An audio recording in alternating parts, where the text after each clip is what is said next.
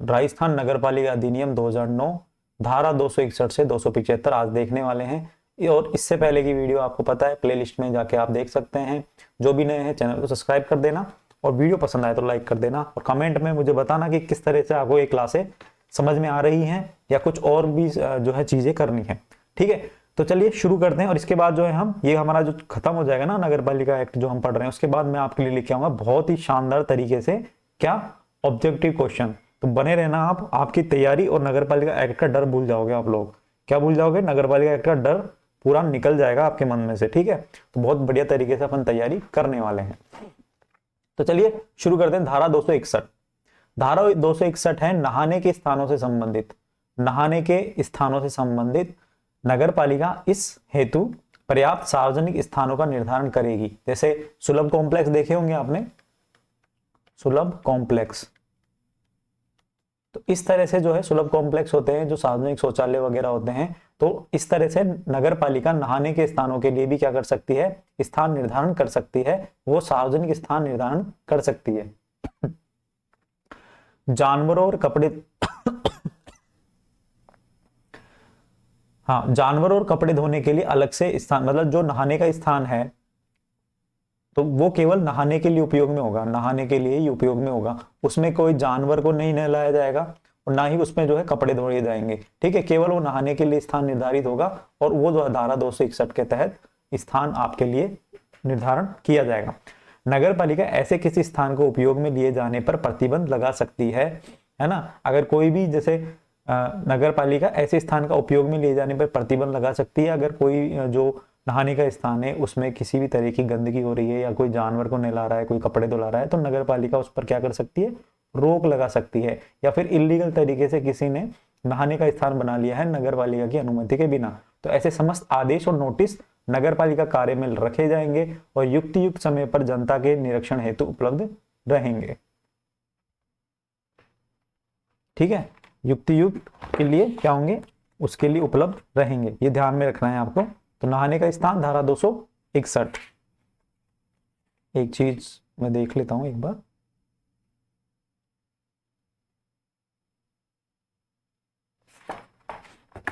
ठीक है, धारा 261 नहाने का स्थान से संबंधित है, जिसमें जो है सार्वजनिक स्थान का नगर पालिका निर्धारण कर सकेगी। ऐसा नहीं कि आप कहीं पे भी जाकर और जो है कहीं पे भी पानी दिखा और कूद गए नदी में, ऐसा नहीं होगा।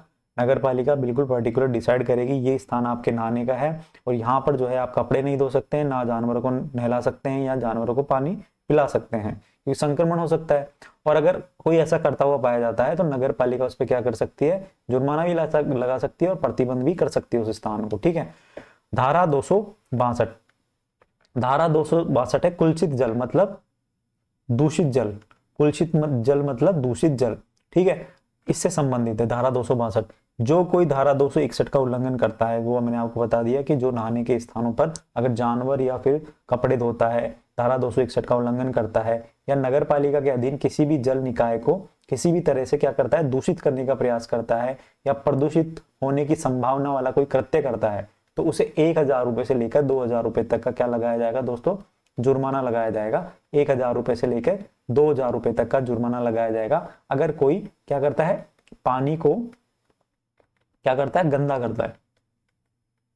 क्या करता है दोस्तों? गंदा करता है, तो उस पर 1000 रुपए से लेकर 2000 रुपए तक का जुर्माना लगाया जाएगा। धारा 262 ये कहती है। ठीक है, आगे देखो धारा 263। धारा 263 से संबंधित है कुओं आदि से पैदा होने वाले न्यूसेंस और चिड़के उपशमन से संबंधित। नगर पालिका की राय में यदि कोई जल निकाय, ठीक है, कुआं क्या होता है? जल निकाय होती है, या कोई भूमि में इकट्ठा जल, कोई जल निकाय हो गया या कोई भूमि में इकट्ठा जल मतलब जो जमीन के अंदर जो पानी रहता है जिसको हम जैसे नलकूपों के द्वारा बाहर निकालते हैं, या किसी पात्र में रखा जल, चाहे वो भवन के अंदर हो या इसमें वो भी आ गया है ना, और एक तालाब में जो जल होता है वो भी आ गया। ठीक है, तो नगर पालिका की राय में कोई जल निकाय, भूमि में इकट्ठा जल या किसी पात्र में रखा जल, चाहे वो भवन के अंदर हो चाहे वो बाहर हो, जो निवास हेतु उपयोग में लाए जाने वाले स्थान से 100 मीटर के अंतर्गत स्थित हो, जिसके न्यूसेंस या चिड़ बन जाने की संभावना है, जैसे मच्छर उसमें पनप गए हैं या फिर उसमें जो है दुर्गंध आ रही है, तो नगर पालिका उपयुक्त आदेश देकर उसको क्या कर सकती है? हटवा सकती है, खाली करा सकती है या फिर वहां पर उस चीज को क्या है, जलाशय को हटा सकती है। कहने का मतलब ये है कि मान लो आपने कोई गड्ढा खोदा और गड्ढा खोद के उसको छोड़ दिया, और आपने जो है मतलब गड्ढा खोदा और आपका जो काम निकल गया, और काम निकलने के बाद आपने गड्ढे को ऐसे कैसे छोड़ दिया। अब वहां पे बारिश का पानी आया या फिर कॉलोनी का पानी उसमें अंदर वहां पे इकट्ठा हो गया, अगर है ना इकट्ठा हो गया, और वहां पर जो है मच्छर आदि पनप गए, बदबू आ रही है, ठीक है, और जो गड्ढा खोदा था उसके बगल में कोई मकान है, उसके मकान में तीन में क्या जा रहा है, पानी जा रहा है, तो क्या है, धारा 263 के तहत नगर पालिका उसको क्या है, आदेश दे सकती है। नगर पालिका की लिखित पूर्व अनुमति के बिना कोई भी नया तालाब नहीं बनेगा, ना ही कोई जलाशय बनाया जाएगा। यदि अनुमति के बिना ऐसा कोई कार्य किया जाता है तो नगर पालिका ऐसे कार्य को रोकने या समाप्त करने का आदेश दे सकती है, या उस निर्माण की अनुमति दे सकती है, किंतु अनुमति के बाद भी किए गए उल्लंघन हेतु कार्रवाई की जा सकती है। पहली बात तो सिंपल सी है कि नगर पालिका की अनुमति के बिना इस तरह का कोई गड्ढा नहीं खोदा जाएगा। अगर फिर भी अनुमति के बिना ऐसे कार्य किया जाता है तो नगर पालिका ऐसे कार्य को रोकने के लिए और समाप्त करने का आदेश दे सकती है, या उस निर्माण की अनुमति दे सकती है, किंतु अनुमति के बाद भी अगर कोई उल्लंघन किया जाता है किसी भी तरीके का, तो उस पर क्या कर सकती है, कार्रवाई कर सकती है। धारा 263 आपको समझ में आ गई, कुओं आदि से संबंधित है। कुओं जैसे ये है, यह कुओं आदि से आदि पैदा होने वाले न्यूसेंस या चिड़ से संबंधित है। मतलब कोई गड्ढे में अगर कोई पानी वगैरह भरा है, ठीक है, या ओपन वो पड़ा हुआ है, तो उसको जो है वहां पर रोका जा सकता है धारा 263 के अनुसार। धारा 264 क्या कहती है दोस्तों, धारा 264 कहती है ये कुछ प्रकार के कृषि को विनियमित या प्रतिषेध करने की नगर पालिका की शक्ति से संबंधित है। कुछ प्रकार की कोई कृषि है, कोई खेती है, उसको जो है क्या विनियमित, मतलब उसको जो है क्या करना है, उसको रेगुलाइज करना है, या फिर कोई कंट्रोल करना है। उस तरह की कोई खेती कर रहा है, कोई इलीगल खेती कर रहा है, तो उसको क्या है कंट्रोल करने की नगर पालिका की शक्ति है।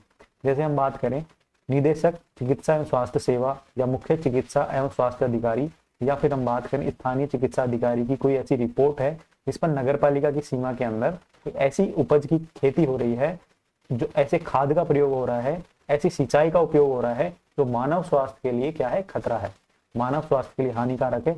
कोई खेती इस तरह की जा रही है, या किसी खाद का उपयोग इस तरह का किया जा रहा है, या फिर कोई सिंचाई में इस तरह का जो है तत्वों का यूज किया जा रहा है, तो वो जो है क्या है, मानव स्वास्थ्य के लिए हानिकारक है। तो नगर पालिका क्या करेगी, राज्य सरकार की पूर्व अनुमति से सार्वजनिक नोटिस निकालेगी और उसका क्या कर देगी, प्रतिषेध कर देगी, उसको विनियमित कर सकती है उस खेती को। ठीक है, मान लो कोई बिना लाइसेंस के है ना, जो अफीम की खेती कर रहा है, मान लो अफीम की खेती कर रहा है, बड़ी मुश्किल है ना, बिना लाइसेंस, जिसको लाइसेंस है वो तो एक अलग बात है। अब बिना लाइसेंस के अफीम की खेती कर रहा है, कोई ऐसी हानिकारक दवा की खेती कर रहा है जो चिकित्सा के रिपोर्ट के अनुसार क्या है, हानिकारक है मानव स्वास्थ्य के लिए। बहुत मात्रा में नील की खेती हो रही है, ठीक है, तो कहीं ना कहीं उस चीज को क्या कर सकती है, नगर पालिका रोक सकती है। और यह कार्य आदेश के 5 वर्ष पूर्व से हो रहे हैं तो आदेश से हुए नुकसान की भरपाई नगर पालिका निधि से की जाएगी।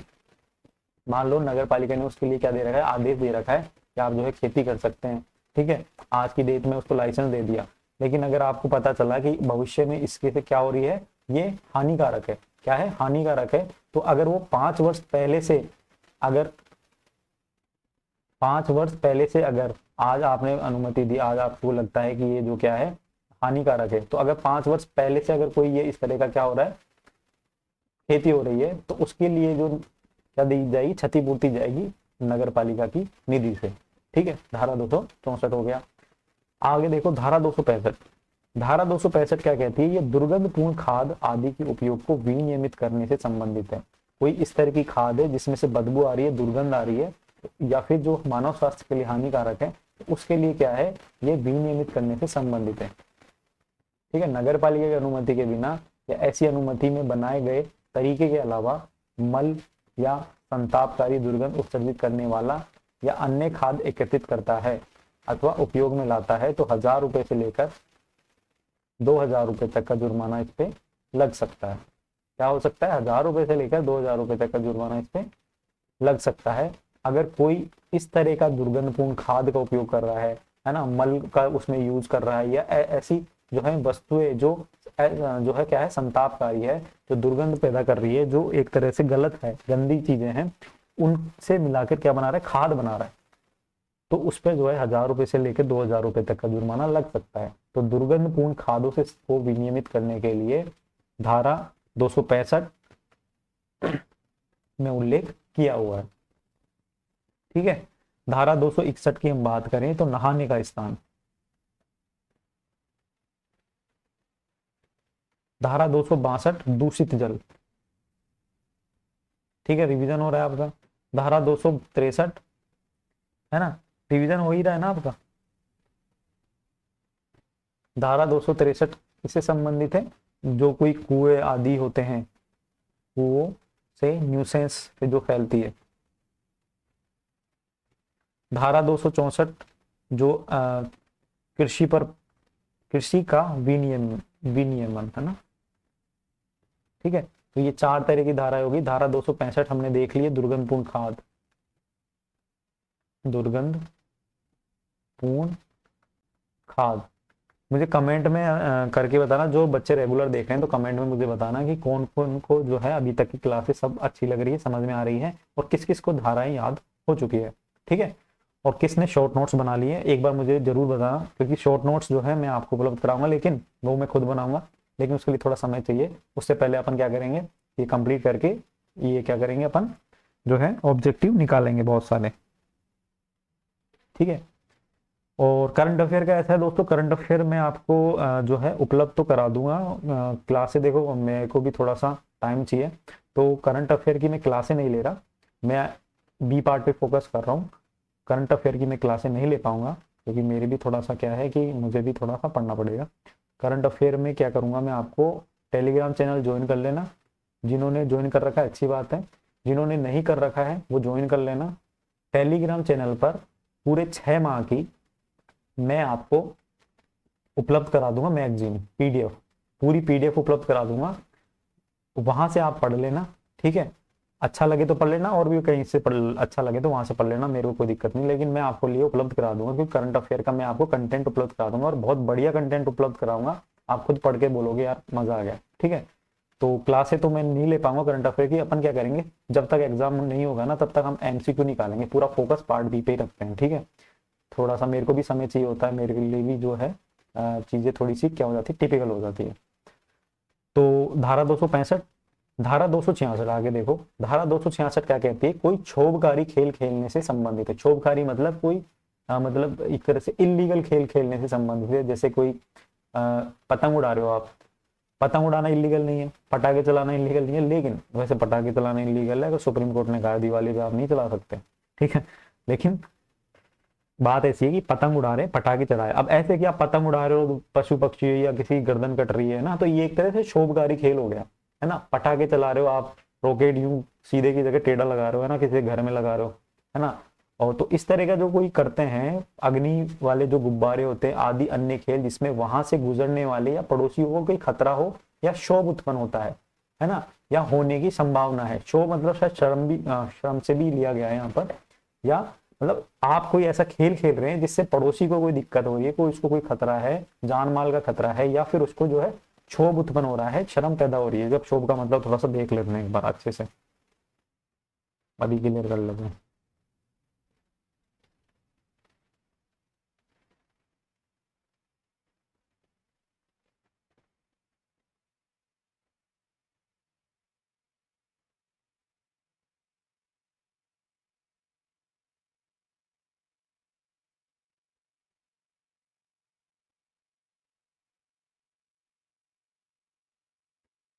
पता नहीं, आप मुझे कमेंट करके बता देना, मैं टाइप नहीं हो रहा हिंदी के अंदर।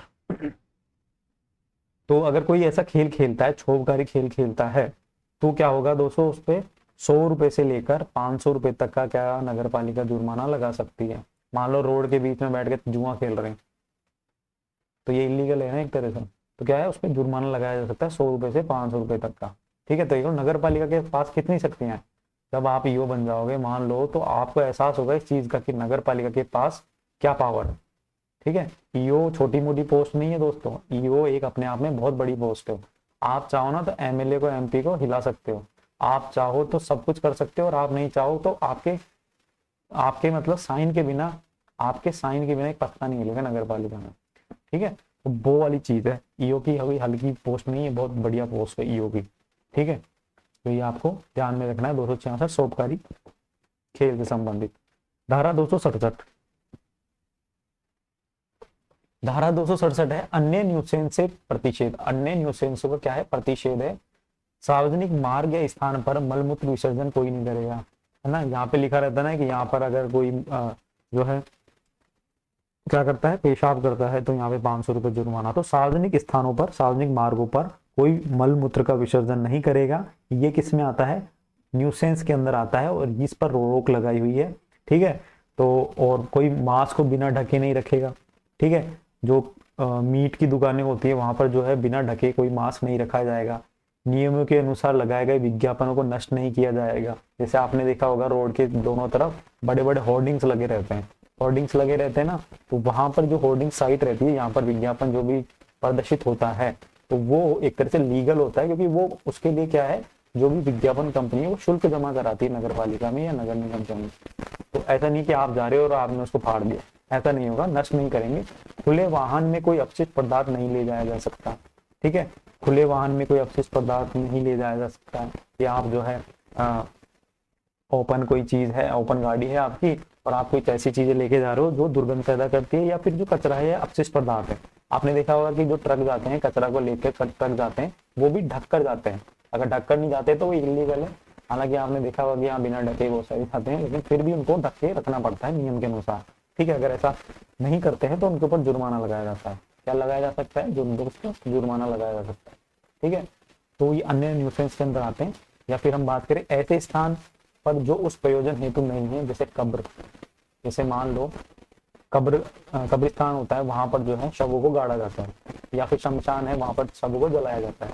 ठीक है, तो आप बोलोगे वहां मैं तो यहाँ नहीं गाड़ू, मैं तो यहाँ है जो ये मेरे बगल में खाली जगह पड़ी यहाँ पे गाड़ दूंगा। ऐसा नहीं होगा। आपको जो है निश्चित जगह दिए, कब्रिस्तान दिया है, तो वहां पर जो है आप कब्रिस्तान में जाकर अपनी कब्र गाड़िए। अपनी मतलब थोड़ा सा समझो चीजों को, है ना। जो भी कब्र को आप गाड़ सकते हैं, जो भी कब्रिस्तान के अंदर में जाके। या फिर हम बात करें कोई समाधि स्मारक नहीं बनाया जाएगा, मतलब हर चीज के लिए कोई ना कोई जगह डिसाइड करी हुई है कि आप जो है शव को यहाँ पे दफनाएं, यहाँ पे शव को जलाएं, और यहाँ पर जो है स्मारक बनाएं, यहाँ पर स्मारक नहीं बनाएं। तो इस तरह से जो है सारी चीजें किया जा सकता है। किसी जानवर को इस प्रकार खुला नहीं छोड़ें कि वह अन्यों के लिए क्षोभ उत्पन्न करे। मान लो आपके कोई जो है जानवर है ना, उसकी डेथ हो गई, है ना, आपके घर में डॉगी है और डॉगी की क्या हो गई, डेथ हो गई, और आपने उसको जो है खाली जगह पर जाकर उसको खुला छोड़ दिया। नहीं, ऐसा नहीं होगा। उसको जो है एक जगह निर्धारित कर रखी होगी नगर पालिका ने। हम आगे पढ़ेंगे, अभी आगे देखेंगे कि खुले में जो है हम हमारे जो जानवर है उसको भी नहीं छोड़ सकते। उसके लिए भी नगर पालिका ने एक पर्टिकुलर जगह डिसाइड कर रखी है कि 2 किलोमीटर दूर जाकर आपको इस जगह पर कोई जो है ये जानवरों को वहां पर गड्ढा खोद के गाड़ के आना है। अगर आप ऐसा नहीं करते हैं तो 1000 रुपए से लेकर 2000 रुपए तक का आपके ऊपर क्या लगाया जा सकता है दोस्तों, जुर्माना लगाया जा सकता है। ठीक है, धारा 267 क्या कह रखी है, अन्य न्यूसेंस से संबंधित है। धारा 266 क्या है, क्षोभकारी खेलों से संबंधित है। और धारा 267 जो है अन्य न्यूसेंस से संबंधित है। धारा 268 धुएं को खपा देना। ये क्या कहती है, धुएं को खपा देना। इसका क्या मतलब है, जो कि आपने देखेंगे कारखाने या जो हलवाई की दुकान होती है, तो चिमनी जहां पे भी लगी रहती है, तो इस तरह के जो धुएं जहां से निकलते हैं, तो उनके लिए क्या है कि धुओं को खपाने के लिए, मतलब धुआं वातावरण में नहीं फैले, उसका जो है क्या करने के लिए, खपाने के लिए, उसको खत्म करने के लिए क्या कर सकती है नगर पालिका, नोटिस दे सकती है। ये धारा 268 में लिखा हुआ है। जैसे नगर पालिका के लिए सार्वजनिक नोटिस द्वारा ना, सार्वजनिक नोटिस मतलब हो गया कि सभी के लिए कॉमन नोटिस, जो ऐसा नहीं कि पर्टिकुलर एक बिल्डिंग को दे रहे हैं, 2 को दे रहे हैं, 3 को दे रहे हैं, सभी के लिए ये सार्वजनिक नोटिस निकलेगा। और ऐसा निर्देश देना विधिपूर्ण है कि नगर पालिका की सीमाओं के भीतर प्रयुक्त भट्टी से निकलने वाले धुओं का यथासाध्य खपा या नष्ट अथवा कम किया जा सके। तो नगर पालिका ये अपेक्षा कर सकती है इससे आपसे कि अगर आपकी कोई फैक्ट्री में से या आपकी कोई कारखाने से या कोई आपकी कोई शॉप है जिसमें से कोई चिमनी चलती है या फिर वो जो धुआं उत्सर्जन करती है, तो उसको जो है किसी भी तरीके से या तो कम किया जाए या नष्ट किया जाए या उसे खत्म कर दिया जाए। ठीक है, नगर पालिका ये अपेक्षा कर सकती है। अगर आप नहीं करते हो तो आपके ऊपर 1000 रुपए से लेके 2000 रुपए तक का क्या लगेगा दोस्तों, जुर्माना लगेगा। अगर आप दोबारा से उल्लंघन करते हो तो आपके ऊपर जो है 2000 रुपए से लेकर फिर अब जुर्माना बढ़ गया है 5000 रुपए तक का जुर्माना लगेगा।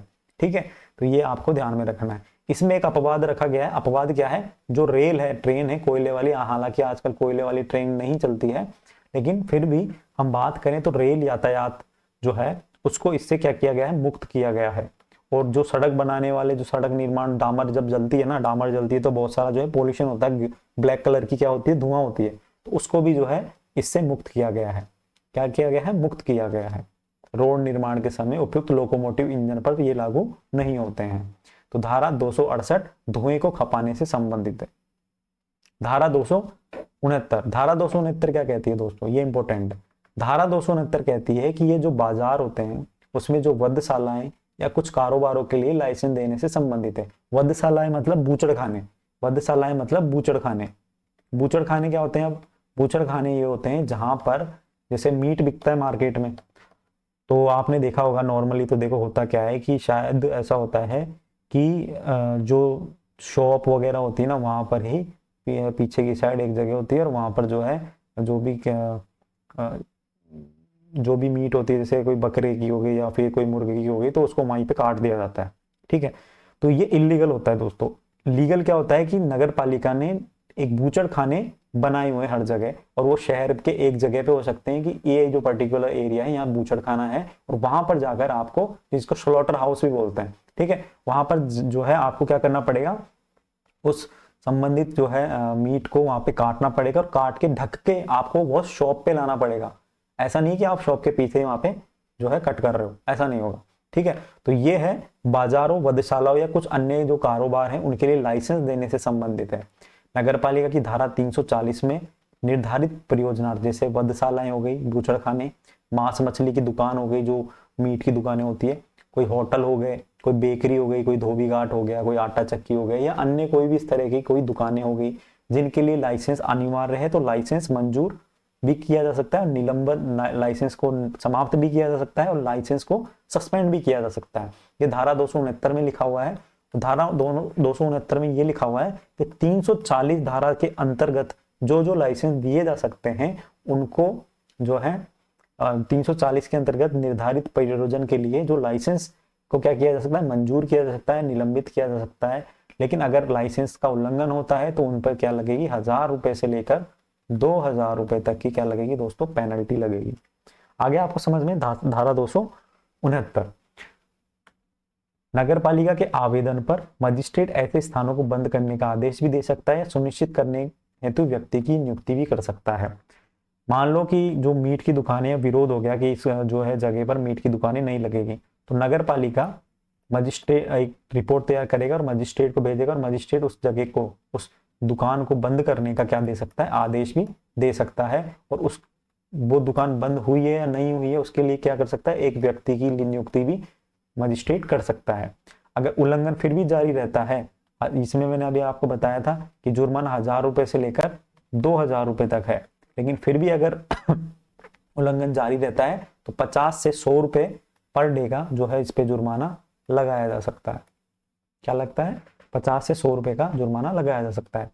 व्यथित व्यक्ति आदेश की तारीख से आदेश की प्रति प्राप्त करने के लिए आवश्यक समय को छोड़कर, मतलब अगर कोई भी व्यक्ति व्यथित है तो अगर उसको अगर कोई नोटिस मिला है तो उस नोटिस जब उसको रिसीव हुआ है, मान लो नोटिस निकला है, आज की तारीख है, आज है 26 तारीख, है ना, मान लो आदेश निकला हुआ है 22 तारीख का, ऑर्डर पे जो है आदेश में जो तारीख डली हुई है वो डली हुई है 22 तारीख, लेकिन आपको आज मिल रहा है, तो आज आपकी आज की तारीख से 30 दिवस मतलब 1 माह के भीतर भीतर जिला कलेक्टर महोदय को अपील करेगा। क्या करेगा कि सर ये जो नगर पालिका है मेरी ये शॉप हटाना चाहती है, और यहाँ पर जो है मैंने लाइसेंस भी लिया हुआ है, अगर मेरी शॉप हटाई जाती है तो मेरे को जो है क्या होगा, आर्थिक नुकसान होगा और मेरा धंधा चौपट हो जाएगा। इस तरह का क्या कर सकती है, वो क्या कर सकता है, कलेक्टर के पास अपील कर सकता है, और जिला कलेक्टर का आदेश ही अंतिम होगा। जिला कलेक्टर को अगर लगता है कि जो है नगर पालिका सही कर रही है, हटाने के लिए बोल रही है तो बिल्कुल सही है, तो नगर पालिका को ऑर्डर दे देगा, हटाओ आप। अगर नगर पालिका गलत कर रही है तो वो उस नगर पालिका के आदेश पर रोक लगा सकता है, उसे न्यायालय में प्रसंगत नहीं किया जा सकता। ठीक है, अंतिम होगा किसका, कलेक्टर का आदेश, और उस आदेश को क्या है, न्यायालय में प्रसंगत नहीं किया जा सकता, कलेक्टर का आदेश ही क्या होगा, अंतिम होगा।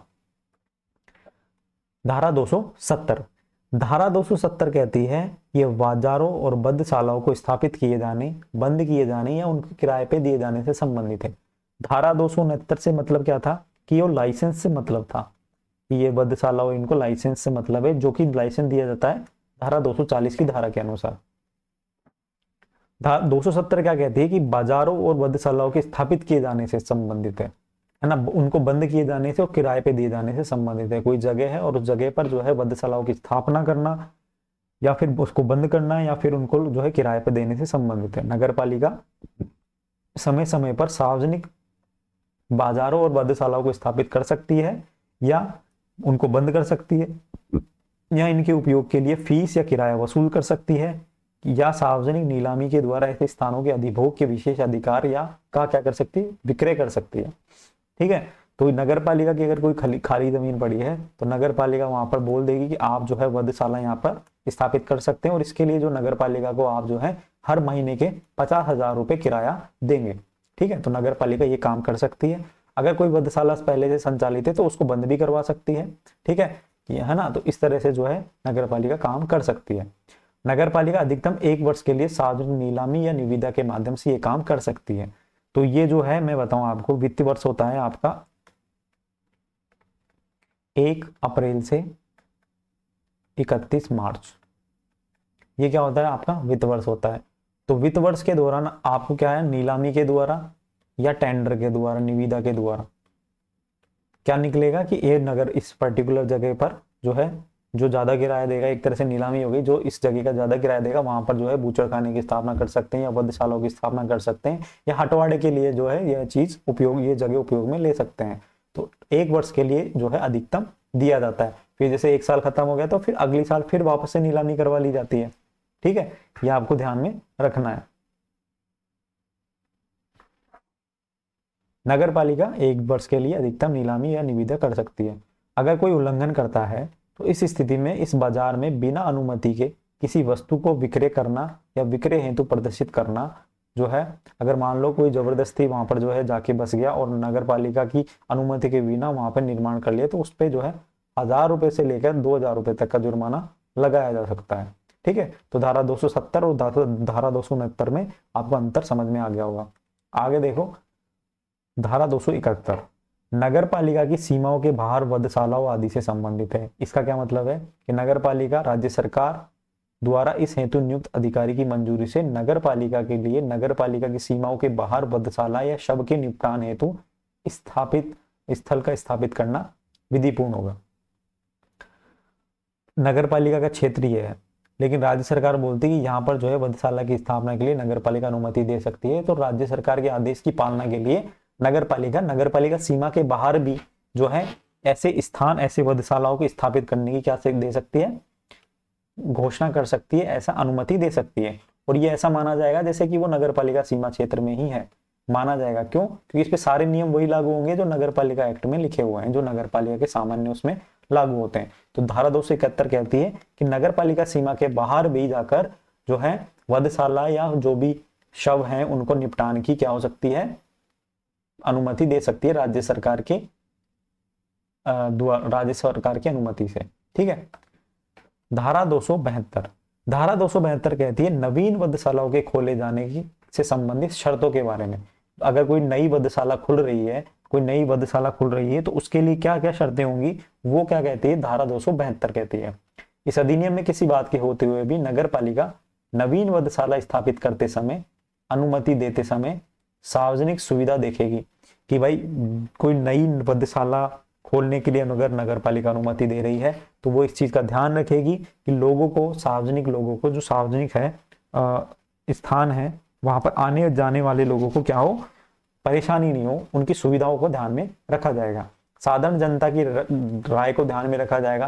भाई जनता ने कह दिया कि यहाँ पर जो है ये नहीं खुलना चाहिए क्योंकि यहाँ पर जो है मंदिर है पास में, मान लो कोई मीट की दुकान है, वधशाला है, मंदिर है, मस्जिद है, या फिर XYZ कुछ भी चीज है, ठीक है, या फिर कोई स्कूल है आसपास, तो साधारण जनता की बात को ध्यान में रखेगी और धारा 272 के तहत जो है उन शर्तों का निर्धारण भी करेगी।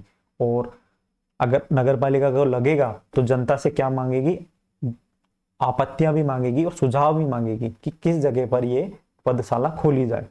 ठीक है, तो नगर पालिका यह बिल्कुल कर सकती है।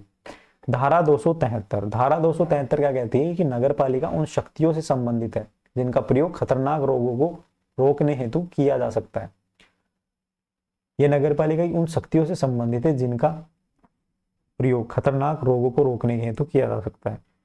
आपने देखा होगा दोस्तों, कोरोना के टाइम पे नगर पालिका बिल्कुल एक्टिव हो गई थी। कोरोना के टाइम पे कलेक्टर साहब के आप कलेक्ट्रेट और आपके नगर निगम या नगरीय निकाय बिल्कुल एक्टिव हो गई थी, और खतरनाक रोग था वो, एक तरह से संक्रमणकारी रोग था, और उसको रोकथाम के लिए जो है नगर पालिका क्या हो गई थी, एक्टिव हो गई थी। तो इसी तरह से धारा 273 में ये शक्ति दी गई है कि प्रत्येक नगर पालिका ऐसी शर्तें और निर्बंधों को जो राज्य सरकार द्वारा निर्धारित किए जाएं उनके अधीन रहते हुए खतरनाक बीमारियों को रोकने के लिए अपनी शक्तियों का उपयोग कर सकती है, और आदेश दे सकती है कि प्रत्येक व्यक्ति जो जानता है कि कोई व्यक्ति किसी खतरनाक रोग से पीड़ित है, मान लो आप जानते हो कि फला व्यक्ति को कोई रोग है, तो वो यथाशीघ्र नगर पालिका को सूचना देगा।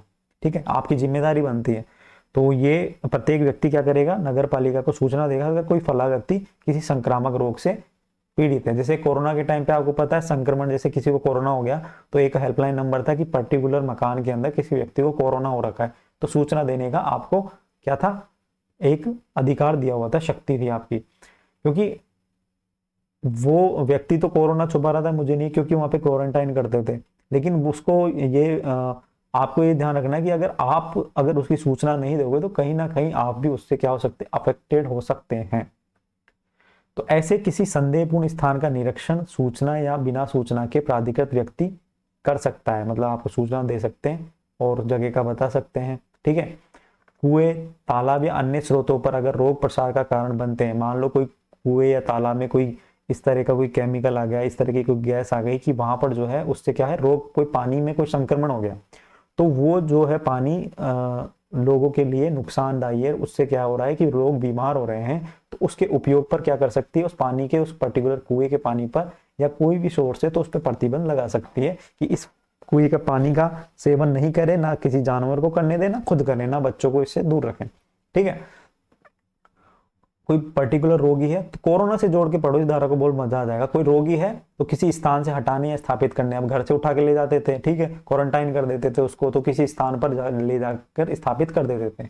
किसी स्थान या भवन या वस्तु को स्वामी या नगर पालिका के खर्चे पर साफ या रोगाणु रहित करने का आदेश दे सकती है, मतलब उस जगह को क्या है, साफ करने का, उसको जो है क्या बोलते थे, उसको सैनिटाइज करने का, है ना। तो नगर पालिका को क्या दे सकती है, आदेश दे सकती है। नगर पालिका खुद भी वो चीज कर सकती है, और नगर पालिका उस मकान के स्वामी को या अधिभोगी को क्या दे सकती है, क्या कर सकती है, आदेश दे सकती है। अगर वो स्वामी नहीं कर पा रहा है तो उस नगर पालिका उस काम को करवा सकती है। ठीक है, कोई होटल हो गए, धर्मशालाएं होगी आदि में किसी रोगी के ठहरने के बाद उसे रोगाणु रहित होने तक, मान लो कोई रोगी अगर किसी होटल में या धर्मशाला में रुका है तो उसके संक्रमण ये मान के चलते हैं उस पर्टिकुलर जगह पर फैल गए हैं, तो उसको जो है साफ सफाई का ध्यान रखा जाएगा, उसके जो रोगाणु रहित उसको जब तक नहीं हो जाएगी वो जगह, तो वहां पर किसी भी उपयोग को प्रतिबंधित किया जा सकता है। किन्हीं गंदी झोपड़ियों या शेडों जिनके लिए विश्वास हो कि इसमें रहने वाले व्यक्ति की किसी खतरनाक रोग से पीड़ित है, कपड़ों आदि को नष्ट करवाया जा सकता है। यदि नगरपालिका इस प्रकार की शक्ति के उपयोग से संपत्ति की क्षति होती है तो नगरपालिका उसे क्षतिपूर्ति दे सकती है। और क्षतिपूर्ति कौन सी धारा में देती है ये आप मुझे कमेंट में बताएंगे, क्योंकि मैंने 3 बार बता दिया है, हालांकि वो धारा अभी आगे आएगी, लेकिन फिर भी मैंने जहां जहां इसका उल्लेख हुआ है क्षतिपूर्ति का, वहां पे मैंने आपको धारा का नाम बता दिया है कि किस धारा के अंतर्गत क्षतिपूर्ति दी जाती है नगरपालिका के द्वारा। ठीक है, तो आप मुझे कमेंट बॉक्स में बताना। अगर कोई आदेशों का उल्लंघन करता है तो उस पर जो है 2000 रुपए से लेकर 5000 रुपए तक का क्या लगेगा दोस्तों, जुर्माना लगेगा। ये देखो 2000 से 5000 रुपए तक उस पर क्या लगाया जा सकता है, जुर्माना लगाया जा सकता है। और राज्य सरकार किसी भी समय इस धारा के तहत नगर पालिका को प्राप्त शक्तियों को कम भी कर सकती है, बढ़ा भी सकती है, समाप्त भी कर सकती है। आपको पता है कोरोना के टाइम नगरीय निकायों के पास शक्तियां आ गई थी और बढ़ के आई थी। ठीक है, तो और कोरोना चला गया तो वो शक्तियां कम हो गई। ठीक है, तो ये है कि राज्य सरकार ये आदेश दे सकती है इस तरह का। धारा 274, धारा 274 क्या कहती है कि यह धारा नगर पालिका को राज्य सरकार द्वारा अधिसूचित अति भीड़ वाले क्षेत्रों के संबंध में विशेष शक्तियां देती है।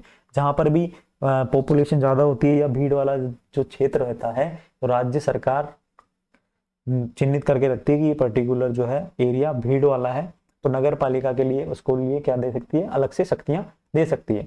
यदि राज्य सरकार की राय में किसी क्षेत्र के अधिभोगी या उस क्षेत्र के पड़ोसियों के लिए वह क्षेत्र भीड़ भाड़ वाला है, या मेला साफ करने में कठिनाई, या मार्गों अथवा भवनों की तंगी है, समीपता अथवा खराब हालत के कारण रोग का प्रसार या खतरा पैदा हो गया है या होने की संभावना है, तो राज्य सरकार गजट नोटिफिकेशन में के माध्यम से नगर पालिका के आदेश, शर्तें और निर्बंधन, बदलाव अथवा उपविधियों आदि को निर्मित जारी करने की संबंधित शक्तियां सौंप सकती है।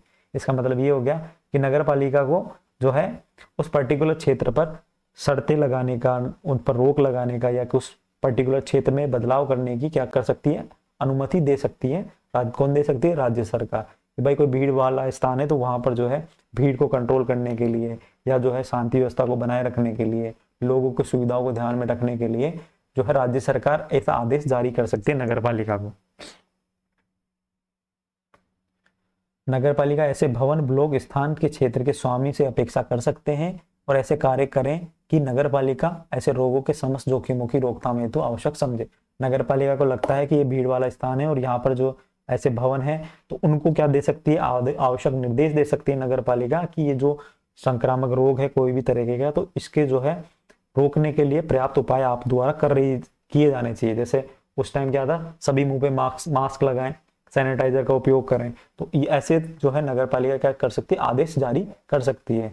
दूसरा, यदि इस नोटिस द्वारा निर्धारित समय सीमा के भीतर कोई व्यक्ति कार्रवाई नहीं करता है, तो ऐसे कार्य को नगर पालिका स्वयं कर सकती है और ऐसे स्थल का अर्जन किया जा सकता है जो अधिभोग हेतु शर्तों का निर्धारित किया जाना है। ठीक है, नगर पालिका भी मतलब खुद, अगर कोई व्यक्ति, कोई होटल, कोई भवन, अगर कोई ब्लॉक, कोई स्थान अगर नगर पालिका की गाइडलाइंस का पालन नहीं करता है, ठीक है, खुद अगर साफ सफाई नहीं रखता है, तो नगर पालिका खुद उसकी साफ सफाई करवा सकती है और उसको क्या कर सकती है, ऐसे स्थल का अर्जन किया जा सकता है। मतलब उस स्थान को नगर पालिका एक तरह से खुद अपने अंडर में ले लेगी। यदि ऐसा भवन या ब्लॉक गिराया जाता है, ऐसा भवन या ब्लॉक गिराया जाता है तो तत्समय पर्वत विधियों के अनुसार बनाया गया था, तो नगर पालिका के स्वामी को युक्तियुक्त क्षतिपूर्ति देगी।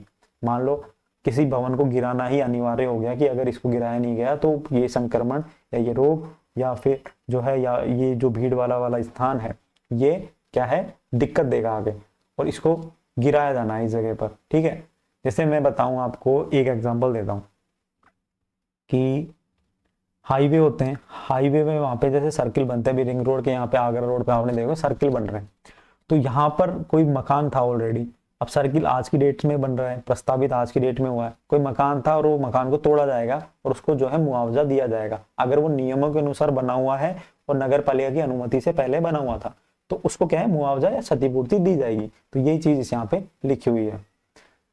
आगे देखो, राज्य सरकार किसी भी समय इस धारा के तहत नगर पालिका को प्राप्त शक्तियों को कम भी कर सकती है, बढ़ा भी सकती है और समाप्त भी कर सकती है। सिंपल सी चीज है। आगे देखो, ये समझ में आ गया धारा 273 और धारा 274। अब देखो अंतिम धारा, धारा 275। धारा 275 कहती है शवों को गाड़ने और कब्रिस्तान आदि से संबंधित है। नगर पालिका निम्नलिखित के लिए उत्तरदायी होगी, जैसे कब्रिस्तान और शमशानों के निर्माण, रखरखाव हेतु और शवों के डिस्पोजल के लिए स्थानों का अर्जन, उनका रखरखाव, मेंटेनेंस, उनमें कोई परिवर्तन करना है या उनका कोई नियमन करना है, तो नगर पालिका शवों को गाड़ने के लिए कब्रिस्तान और शमशानों का क्या कर सकती है, उससे संबंधित धारा 275 में लिखा हुआ है। ठीक है दोस्तों, तो धारा 275 आज हमारी अंतिम धारा थी। 261 से लेकर 275 तक हमने कर लिए कंप्लीट, और उसके बाद जो है हम अगली क्लास में 276 से लेकर 290 तक हम देख लेंगे, और उसके बाद 290 तक देख लेंगे। उसके बाद एक और क्लास होगी, तब हमारा ये अध्याय 12 कंप्लीट हो जाएगा।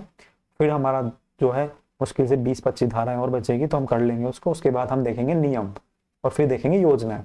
ठीक है, तो चैनल पे बने रहना और प्लेलिस्ट में जाकर आप ये सारी वीडियोस देख सकते हैं, क्लासें ले सकते हैं। आसान भाषा में समझाया हुआ है, सारी चीज आपको समझ में आ जाएगी। ठीक है, इससे आसान आपको कहीं मिलेगा नहीं, तो ये बिल्कुल सही लाइन लिखी हुई है। तो आप मुझे फॉलो कर सकते हैं, इंस्टाग्राम पे फॉलो कर सकते हैं, टेलीग्राम चैनल पर PDF के लिए वहाँ पर ज्वाइन कर सकते हैं, और आप जो है MCQ के लिए और करंट अफेयर की जो मैगजीन है वहाँ पे मैं डाल दूंगा, वहाँ पे ज्वाइन कर लेना, कोई दिक्कत नहीं है। और अगर नए हैं तो चैनल को सब्सक्राइब भी कर लेना। ऐसी इंफॉर्मेटिव वीडियो भी मैं आपके लिए लाता रहता हूँ जो आपके लिए आवश्यक हो जाती है बेरोजगार अभ्यर्थियों के लिए। ठीक है, तो चलिए मिलते हैं नेक्स्ट क्लास में। अभी के लिए इतना ही, धन्यवाद, जय श्री राम।